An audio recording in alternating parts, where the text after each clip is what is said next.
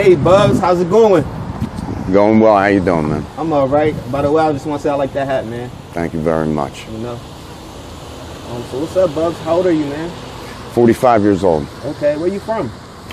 Originally, South Philadelphia. South Philly? Yeah. All right. Moved around a lot, though. Been all over the country. From Florida to North Carolina to out west, lived in California, and moved back here finally. Okay, so you've been places. Lots. There and back and some. How was your childhood, man? Can we speak on that? Yeah, my childhood, so starting off, I'm not your typical Kensington person. Okay. You know, like I said, I told you gentlemen earlier, I like to keep some type of composure with myself. Try not to let myself go completely, but my childhood was great. I mean, it's your typical dream childhood. You know, I had everything you could possibly imagine. I was spoiled rotten. 2 parents, married. I have an older brother, who's a year older, obviously 13 months, always fighting with him, but I don't have anything bad to say about my parents or my brother and whatnot. You know, unfortunately, parents were divorced, but, you know, with a broken home, you know, comes problems. You know, I mean, just like everyone else. Okay, so you could say that, you know, your family did a thing other than the divorce, you know, that occurred. Yes, my mom busted her ass trying to raise me. She's an angel, you know, God her soul. She did pass away about 10 years ago. But she did everything she could possibly do to make sure that we graduated, got into a college, graduated college, and make sure we got jobs and kept the family tight. You know, I mean, that's the one thing that we have is family. And so you really can't depend on too many people unless you have a family. Right. Unfortunately, my family's no longer with me, so. Right. I'm sorry for your loss, man. It's all good. You know, but the rest of your family, why you say they're no longer with you? So both parents passed away. Everyone in my family's dead. The only thing that's left is just my brother. And our relationship has strained. Ever since my mom passed away, just strained. And my life choices, okay. You know what I mean? Every day you make a choice to do something. So I just, you know, instead of going right, I went left. And I tried to do my own thing. Obviously, it didn't pan out as much as I wanted to, but, you know, I'm fighting, so. How far is you and your brother from age? 13 months, 1 year older than me, that's it. So he's 46. That was really close at one point, huh? Extremely close, extremely. My best friend in the world.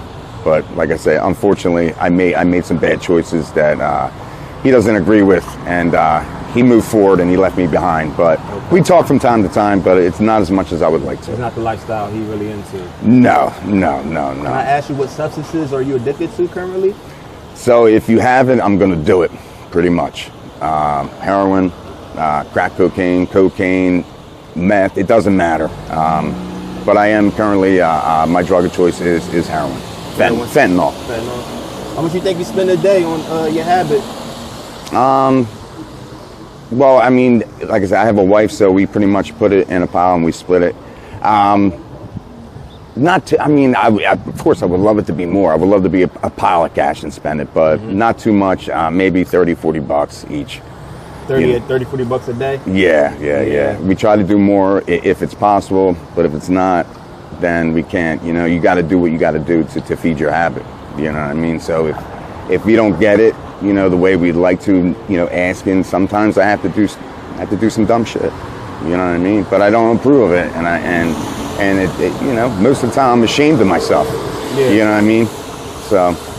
Can I ask you what are some of the dumb stuff that you have to partake in the habit? So I'm going to throw this in here, and because, you know, it's public knowledge regardless. So I did some federal prison time and federal penitentiary. I did a couple bank jobs. So I had bank fraud, bank robberies, aiding and abetting. So I had some crimes I committed I'm not proud of, but that definitely fed the habit. You know what I mean? And I did 5 years in the pen. 5 years in the feds? Yes, 5 years in the feds. And unfortunately, failed a drug test, went back and did another year and a half on a probation violation.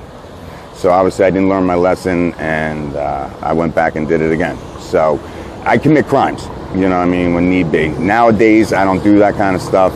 If I have to, you might steal something here or there from a convenience store or whatever, just to make it ends meet. That's it. Try to keep my nose clean. Try to keep your nose clean. Yeah. Okay. So you did some Fed time, 5 years. I did. How was that? How was that little ride? So, being somebody who's never spent a day in jail, I did a couple county bids, nothing major, like 30 or 60 days, and then being thrown. I mean, it really is what people really say. Penitentiary is a maximum security. It's a gladiator school. You got to have your paperwork, got to be right. If your paper ain't right, then you got to check in, meaning go. You got to go to protective custody and whatnot. I did not do that. My shit was right, but you got to put your work in. So from somebody who doesn't have that type of background, being, you know, your upper middle class kid, walking in and seeing how segregated shit is, and meeting the people that you only see on TV, you know, the mobsters, the Joey Marlinos, the Gottis, and all those guys. Some of the guys who pulled big bank jobs in Boston, they ship you all across the country. So I've been in Kentucky, West Virginia, South Carolina. So I've dipped my toe in that life, in that water. And one thing I can say is that you definitely learn respect. You learn to mind your own business, and you learn to speak properly to everybody. Treat everybody how you want to be treated. So, are you currently homeless right now? I am not. I'm not. Okay. I was homeless a little while ago. I panhandled for 5 straight days out here in Kensington, on Lehigh in Kensington. I was lucky enough. I got between $80 and $100 each night. I cut my habit down to only $20 a day, and went through being dope sick, just so I can get enough money to eat and save up. And luckily, I ran into somebody who offered me a room, and from there, I trapped on corners. You know, I sold drugs. I looked out for people. I did what I had to do so I could have enough money just to keep afloat, be able to eat and keep a roof over my head. And then luckily I met my wife, and we've been together for 3 years. I met her down here, and we haven't separated since. And because of her and her family, they took me in, and gave me a roof over my head, and food and everything that I could possibly need. Clothes, whatever you need. So I've been fortunate, but don't get me wrong. It is a daily struggle out here. There are nights that I will cry, but she don't know. But I get upset. It's shameful. Right. For some of the shit that you got to do just to maintain being a drug addict. A lot of people. Job, huh? It is. People don't realize I might be a dope fiend. I'm still a person, you know, obviously, you know what I mean? But there's people who will choose to step over you and not giving you a helpful hand. And that's where it comes, where you have to do what you got to do. And we're never meant to hurt anybody. And I never choose to hurt no one. And I apologize if I have. You know, sometimes you're just not unaware of it. But I'm doing my best to get out of here. It is a grind. And that's another thing. I got to grind to get the fuck out of here, man. Because this is no way to live. It's like a cemetery out here. Sometimes. It's like a cemetery. Yeah. It's like The Walking Dead, my friend. All right, so yeah, man, you've been through it, man. A lot, man. And then you're not only looking out for yourself in these streets, you're also looking out for the wife of yours. I do, and there's times where she looks out for me. Yeah. You know what I mean? And that's what you're supposed to do. Unfortunately, drugs brings the worst out of you. Right. It brings that evil, right, that devil. And that's why you see a lot of crimes being committed. You know what I mean? It talks to you. It talks to you, and it tells you to do shit that you would never normally do. It tells you to say stuff that you would never normally say. Yeah. And I think it's time. At some point, I got to make that decision just to cut this shit out. Yeah. You know what I mean? I'm 45. 45 years old. I'm not getting any younger. I got a question I want to ask you, sir. Mm-hmm. Right? All right, this is going to be a tough question, sir. I just want your complete honesty. Have you ever allowed your wife to work the Ave whenever you guys were sick? No, she would never do that, and we would never lower ourselves to that point. I think, and I think this is the issue, is, so, you know, closed mouths don't get fed. So at some point you have to ask for help. You know what I mean? And that's you know what I mean. When I need, I will ask. Sometimes people help me. Sometimes they don't. But we always find a way. But we've never done no tricking or anything like that. No. Right. No. Do you have any kids? I do not. I do not.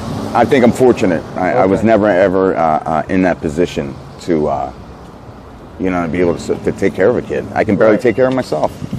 Well, So. I'm happy that you didn't bring not to bring no kids in this world, especially during your stage of life right now. You trying to get everything together, and I took my hat off to you, sir. I appreciate it. You know, I like having this conversation, man.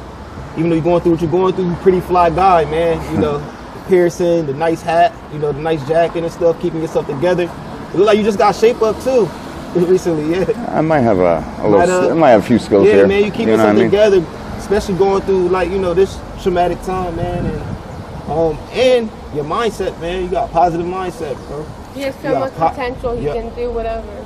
Yeah, I try.